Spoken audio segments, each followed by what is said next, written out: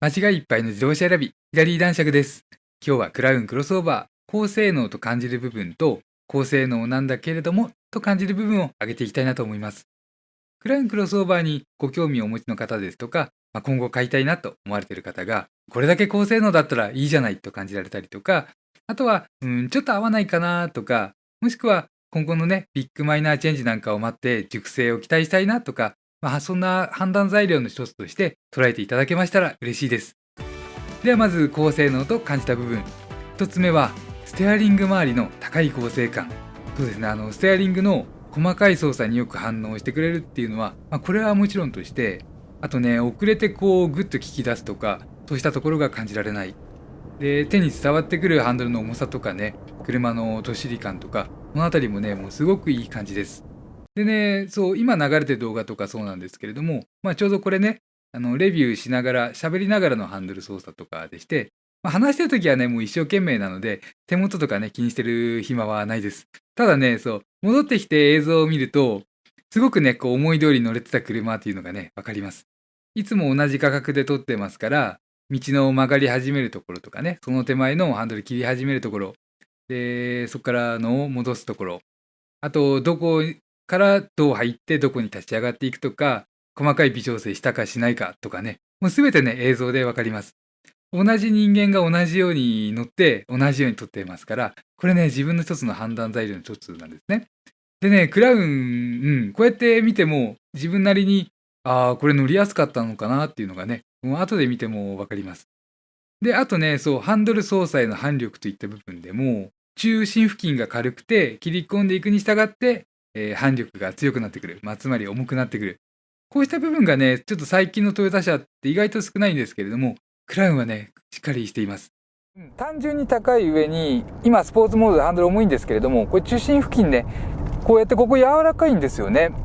ここが抜けていて、かつ手放して走っていても、手放しちゃいけないですけれども、ただ手放して走っていてもね、直進性高いです。やっぱりこうタイヤの反力に従ってハンドルの重さって変わるべきものであると思いますので、あとね、そう、ドライブモードによってね、重さは3段階に変化します。スポーツにすると重くなります。こうしたハンドリングに関する部分、クラウンがね、そんなとこ気にするなよと、もっと気配りしなきゃいけないとこ他にあるでしょって、こう思う部分もね、もうなくはないんですけれども、こうした良さはね、仙台のクラウンもそうでした。仙台クラウンもすごいスポーティーな感じになってね、リアサスはすごく動く。でそうした挙動を感じながら、コントロールしながら走るわけなんですけれども、手元の操作とかはね、無駄なく走れる車として、6、7年前かな、今と同じように走れてる映像が残っています。では続きまして、動き始めの柔らかいサスペンション。クラウンのサスペンションね、全体的にはそんなにね、ふわふわってわけではないです。ただ、動き始めはね、すごく柔らかい。で結構大きな領域で柔らかい部分が確保されている。で、これがね、そのさっきのね、ハンドルの操作しやすさとかにもつながるんですね。目で見えるだけで判断するわけではなくて、少しでもね、車が動いてくれると、それがいろんな判断材料になって、アクセル、ブレーキ、ハンドル操作の、材料になる。こうした部分がね、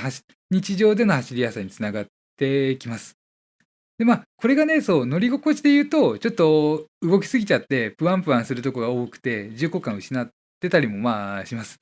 それは、19インチタイヤがね、重くて抑えきれてないのかなとか、21インチタイヤのモデルにジャストフィットさせていてね、19インチタイヤだと、ちょっとあれなのかなとか、いろいろ思うことはあるんですけれども、これは別動画で触れていきます。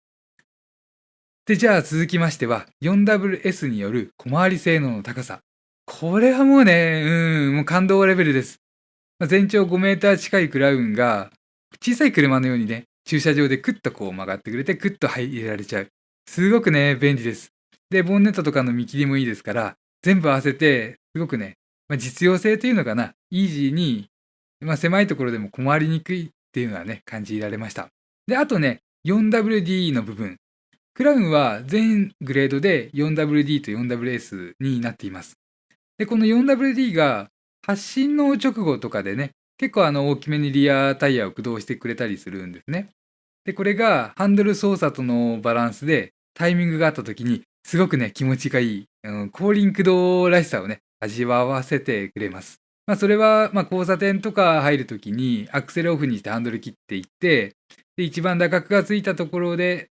ハンドル戻してくるとき、その時にアクセル踏む量とハンドル戻し方、タイミング、この辺が全部あったときに、スーッとね、ものすごく気持ちよく、ピタリとね、戻ってくれたりなんかして、この時がね、気持ちいいです。では続きまして、ブレーキ。ブレーキは、リアの後輪のブレーキがね、よく使ってくれます。まあ、車ってね、車に限らずバイクの方が分かりやすいかな。自転車でもいいですよね。ブレーキってリアタイヤから先にかかると前のめりになりにくいです。で、クラウンもリアのブレーキをよく使ってくれているので、車全体が前のめりにならなくて落ち着いている。で、多分ね、これは同乗者なんかでも快適性としてね、感じられやすいと思います。これはね、その車の安定性とかの関係もあるのかなっていったところで、大きい車のね、特権です、現在のところ。小さい車でもリアブレーキ使ってるよねっていう車もあるんですけれども、自分の知ってる中で言うと、大きい車のとか、大きい車のスポーティーグレードとかがね、そういった感じです。それから加速時のフィール。クラウンのね、加速っていうと、じゃあ今時速50キロ、ここから行きます。はい、全開です。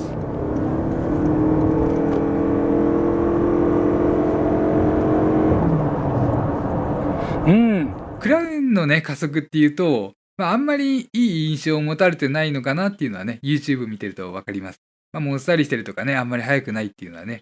よく言われてますから、一般的にはそんな感じなのかもしれないですけれども、自分結構ね、これね、いいなと思うところもあるんですね。確かに、絶対的な加速力とか、あと音に関する部分は、ちょっといまいちとかって思うところもあるんですけれども、加速時の穏やかな感じのね、加速感。これね、すごく車に合っていると思いますし、自分が求めたい加速。その大きい車にね、求めたい加速フィール。それは加速のね、感じとして唐突感がないです。つまりこう、いつの間にか速度が乗ってるんだけれどもっていったところで、唐突感のない加速。でも速度は出てるっていったようなね、そうした加速感を味わわせてくれるのがクラウンの加速です。で、続きましてというか後半いきますね。後半は高性能なんだけれどもと感じる部分です。それはね、一口大部分の大きな部分で言いますと、クラウンが電子制御で進化した最新鋭の車だよねってこう感じる部分ね。戦闘機で言ったらね、アビオニクスですよね。なんだろう。F35 とかをすごいねってこう思われる方にはとっても向いてると思いますし、F16 が好き、F2 が好き、それから、ゼロ戦にロマンを感じるといったようなね、こう、自分で操りたいような方には、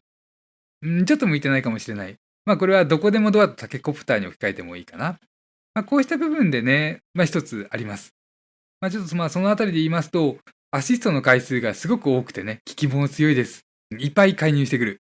で、じゃあちょっとね、クラウンに搭載される運転支援、安全装備について見ていきたいなと思います。いわゆる ADAS ですよね。先進の運転支援系。プリクラッシュセーフティー。これは単眼カメラとミリ波レーダーのタイプで、歩車とかね、バイクにも対応しているタイプみたいです。それから緊急時の操舵支援機能。これは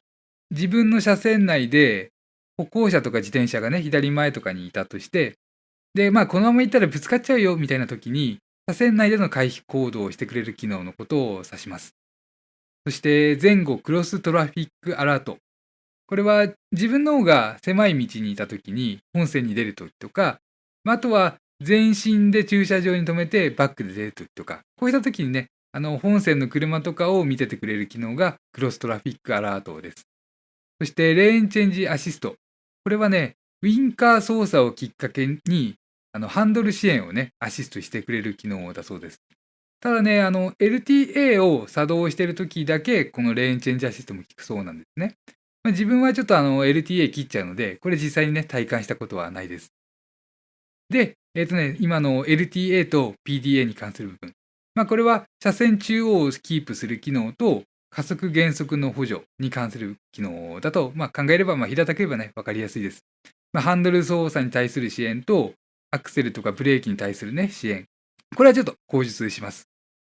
で、それから、ブラインドスポットモニターと前後パーキングサポートブレーキ。ここはね、もうおなじみの機能ですからね、ちょっと割愛します。で、あと、オプションで、アドバンスドライブとアドバンスパークという機能があります。条件が許したときに、手放しで車が運転できる。手放しで車が動いてくれるって言ったらいいのかな。そして駐車時に自動で止めてくれるような機能です。そうですね、ここで述べたいのは、このアドバンスドライブとアドバンスパークというのはね、ハンドルから手を離せるといったところがね、ポイントです。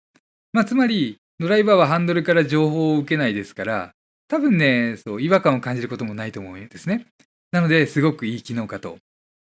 で、逆に LTA、車線中央キープに関する機能とか、PDA、アクセルを戻した時に自動で減速力をコントロールしてくれたりする機能。これについてはね、ドライバーがね、違和感を感じやすいんじゃないかと。今ね、免許取って初めてクラウンを買われるとか、そういった方には何ら関係ないんでしょうけれども、自分とかもそうですし、昔から車好きの方とかだったらね、違和感にも映るかもしれない。